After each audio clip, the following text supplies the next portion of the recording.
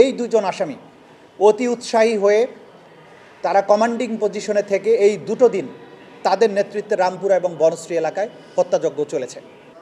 আজকে রামপুরায় 18 এবং 19 জুলাই আমাদের আধা সামরিক বাহিনী বিজিবি জুলাই আগস্টের ছাত্র জনতার উপরে নির্মম হত্যাযজ্ঞ চালিয়েছিল।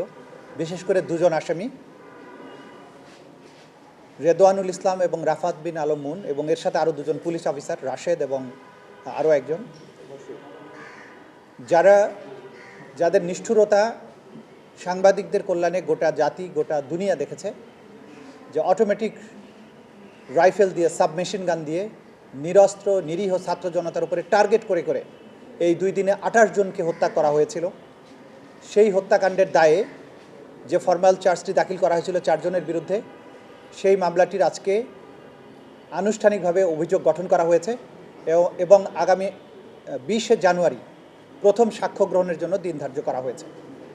আমরা এই মেসেজটি দিতে চাই যে বাংলাদেশে যারা গণহত্যা চালিয়েছিল, নিরস্ত্র নিরীহ মানুষের উপরে যে হত্যাযজ্ঞ যারা চালিয়েছিল, রাষ্ট্রের সর্বশক্তি নিয়োগ করে রাষ্ট্রের সবচাইতে যে সফিস্টিকেটেড মারণাস্ত্র সেই রাইফেলগুলো ব্যবহার করা হয়েছিল এবং এখানে প্রত্যেকটি আহত নিহতের শরীর থেকে আমরা যেটা দেখেছি যে প্রত্যেকেই অত্যাধুনিক মারণাস্ত্রের আঘাতে নিহত হয়েছিলেন এবং সেখানে কোনো রকমের হুমকি তৈরি করা হয়নি।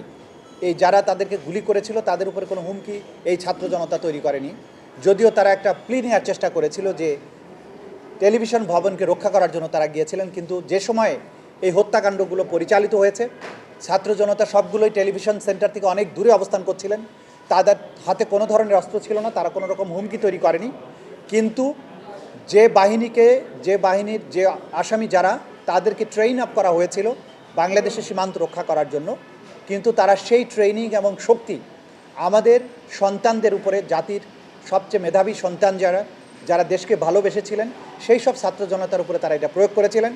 এই দায় আসামিদের ব্যক্তিগত দায়। আমরা আবারও বারবার বলার চেষ্টা করেছি যে বাহিনী হিসাবে বিজিবিকে কিন্তু আমরা আসামি শ্রেণীভুক্ত এখানে করিনি। বিজিবির অসংখ্য সৈনিক সারা বাংলাদেশে দায়িত্ব পালন করেছেন, কিন্তু সেখানে কিন্তু এইভাবে মানুষ হত্যার ঘটনা ঘটেনি।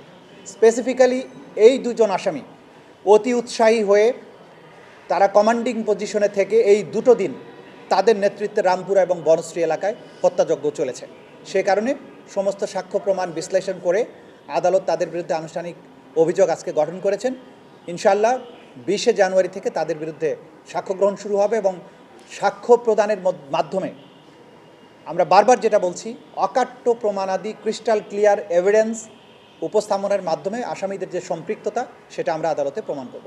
Thank you. যাত্রাবাড়িতে ব্যাপক হত্যাযজ্ঞ হয়েছে, ম্যাসাকার হয়েছে, সেগুলোর ব্যাপারে তদন্ত চলমান আছে। আলাদাভাবে শহীদ ইমাম হোসেন তাইম, যাকে আপনারা টেলিভিশনের মাধ্যমে সাংবাদিকদের কল্যাণে আপনারা সবাই জানেন, দেখেছেন, যে তাকে প্রথমে গুলি করার পরে আহত হওয়ার পরে তাকে তার সহকর্মীরা সহযোদ্ধারা সরিয়ে নেওয়ার চেষ্টা করেছিলেন। তাকে যখন সরিয়ে নেওয়া হচ্ছিল আহত অবস্থায়, তার আর সহযোদ্ধা তাকে দুহাত ধরে টেনে টেনে পিছনের দিকে নিয়ে যাচ্ছিলেন। সেই সময়ে খুব ঠান্ডা মাথায় কাছে থেকে এসে পরপর কয়েক রাউন্ড গুলি করে তাকে হত্যা করা হয় এবং হত্যার পরেও তার এই লাশের উপরে বর্বরতা চালানো হয়েছিল। এই বর্বরতা যারা চালিয়েছিলেন সেরকম 11 জনের বিরুদ্ধে তদন্ত সংস্থা তদন্ত অন্তে রিপোর্ট দাখিল করেছেন এবং সেটা বিশ্লেষণ করে আন্তর্জাতিক অপরাধ ট্রাইব্যুনালের প্রসিকিউশনের পক্ষ থেকে আনুষ্ঠানিক অভিযোগ ফরমাল চার্জ আজকে আন্তর্জাতিক অপরাধ ট্রাইব্যুনাল 2-এ দাখিল করা হয়েছে। এই ব্যাপারে শুনানি অন্তে পরবর্তী সময়ে প্রয়োজনীয় আদেশ হয়তো আদালত দেবেন।